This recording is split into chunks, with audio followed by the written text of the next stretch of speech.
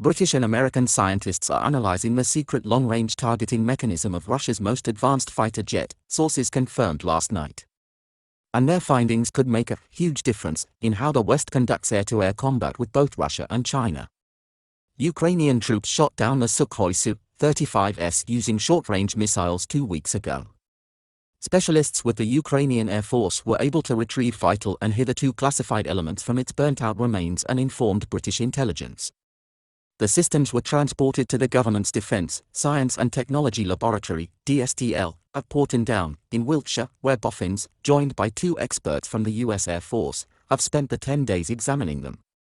The initial assessment was deemed so promising that the systems have now been flown to Nevada, USA, for more forensic examination.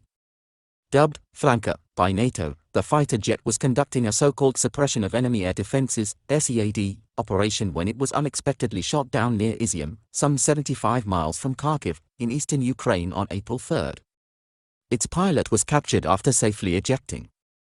The Flanker is Russia's equivalent to the F-35 fifth-generation multi-role fighter, which is currently used by the RAF and 14 other NATO nations, though it does not possess stealth technology.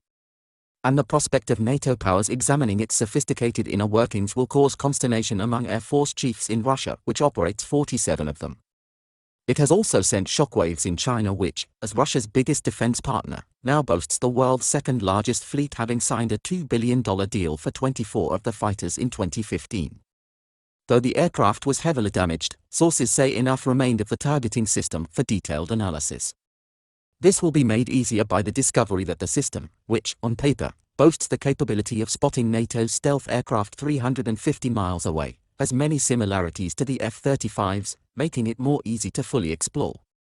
The capture of tech is proving to be a spectacular own goal for Premier Vladimir Putin following the disastrous performance of Russian forces in the 7-week war. Not only can it leave systems vulnerable to NATO countermeasures, but so too could it jeopardize future arms sales to supplicant countries, a vital revenue stream for cash-starved Russia. Scientists at the DSTL are also examining remains of AT-90, Russia's most advanced battle tank, which fitted with an explosive reactive armor and a unique defensive Stora-1-8 system, a Buk missile system, used to down Malaysian Airlines flight MH17 in 2014, and a Tor surface-to-air missile system. India operates 2,000 T-90s of different variants as well as the Buk, while Iran used a Tor to shoot down Ukrainian Flight 752 in January 2020. But it is the £50 million fighter jet which was the cause of most excitement. Justin Bronk, air power and technology expert at the Woozy think tank, said, any potential opportunity to examine the radar components or electronic warfare pods on the downed Su-35 would be valuable as, even damaged, such components can confirm or undermine existing intelligence assessments about how they work.